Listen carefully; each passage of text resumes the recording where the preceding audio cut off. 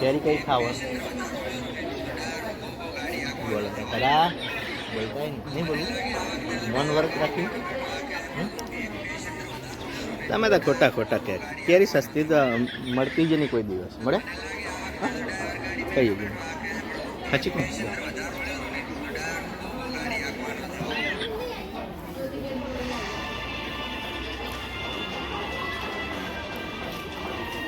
કઈ કેરી ખાવી લંગડા કેરી ખાવી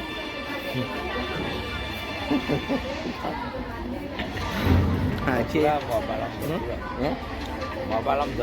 ના જા યાર જતો હોય કેવી વાત કરો તમે જા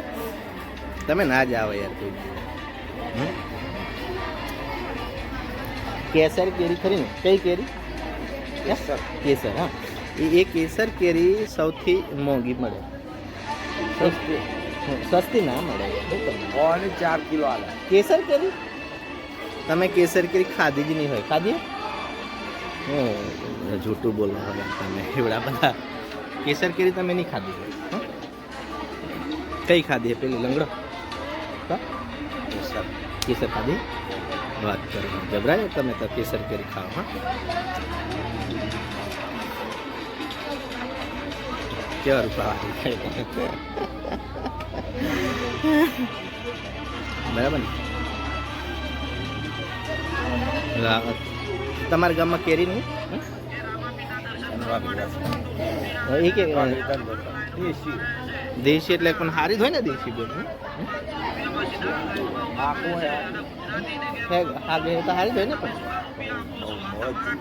તો આપણે આ આંબાની કે તમે નહીં ખાઈ ગયા લઈ ગયા ને પાકી લઈ ગયા હતા કાચી એવું તો તમે જે બરી સાહેબને પાછળના આંબા હતો એને લાગી હતું વંદરો ખાઈ જાય તમારી જે વંદરા નહીં બની જતા ને સાહેબને તો પાછળવાળા તમે નહીં જઈને ખાતા શું વીતે તમે ખાવું ના બધો હા નહીં ખાઈ જાય ત્યારે પકડે જાય બરાબર કેરી સારી કહેવાય ને કેરી આ ગરમીની સારી હોય લૂક ના લાગે ત્યારે શું ના લાગે લૂક લુક એટલે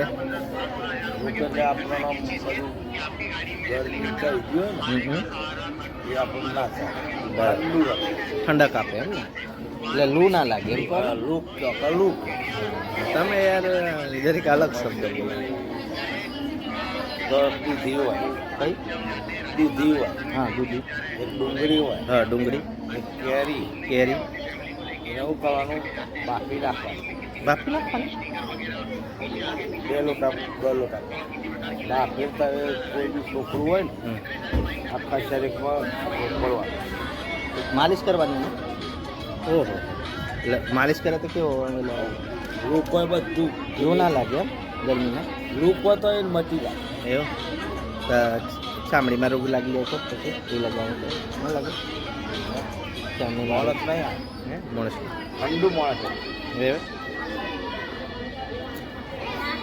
ના ઉપર જ સીધો આટલું પાણી હોય બધું આમ શંકાઈ દેવા ને ચોપડવાનું